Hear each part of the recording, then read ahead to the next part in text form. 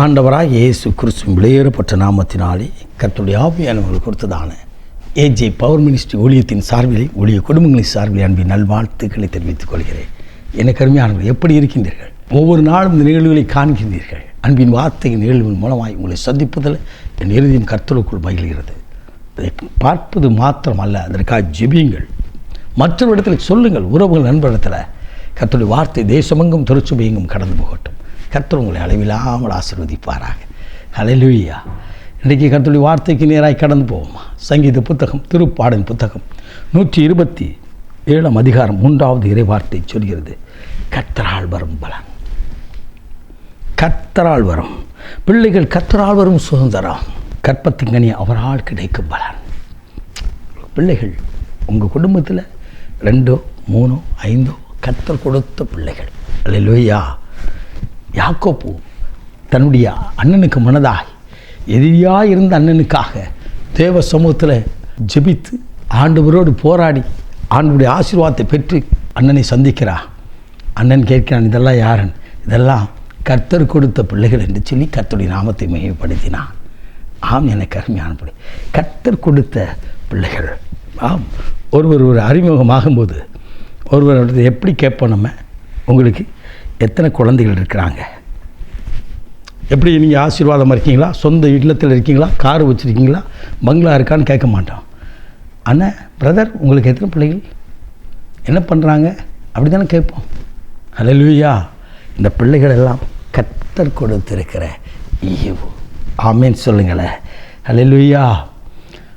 Abraham பார்த்து சொன்னார், யாக்கோப்பை பார்த்து சொன்னார், ஈசாக்கை பார்த்து சொன்னார், பிள்ளைகளின் பிள்ளைகளை காண்பான்னு சொல்லி. ஒருவருடைய வாழ்க்கையிலே ஆசீர்வாதம் வர வேண்டும் என்று சொன்னால் அது சந்ததி சந்ததியாய் ஆசீர்வதிக்கப்படுகிற ஆசீர்வாதம். ஹல்லேலூயா.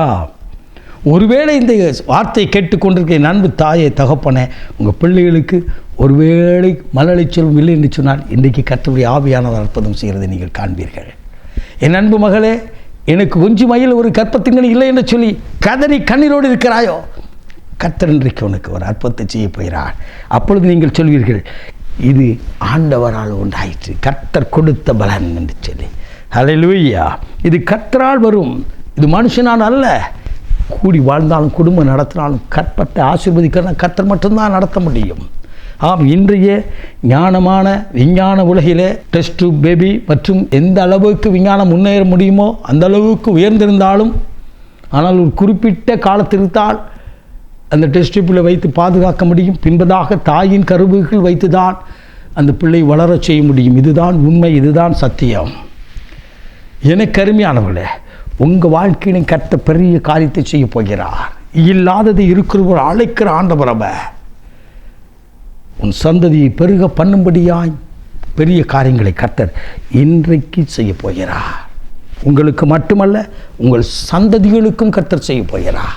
ஆயத்தமாய் நில்லுங்கள், ஆண்டவருக்கு முன்னால் நில்லுங்கள். பிள்ளைகளுக்காக ஜெபம் பண்ணும்போது, ஆண்டவரே இது நீங்கள் கொடுத்த பிள்ளைகள்னு சொல்லி ஜெபம் பண்ணிங்க. அவங்க மேலே உள்ள திட்டங்கள், தீர்மானங்கள் சத்துருவானம் உடைத்து போடாதபடி கர்த்தர் கரத்தில் ஒப்பு கொடுத்து ஜெபித்து பாருங்கள்.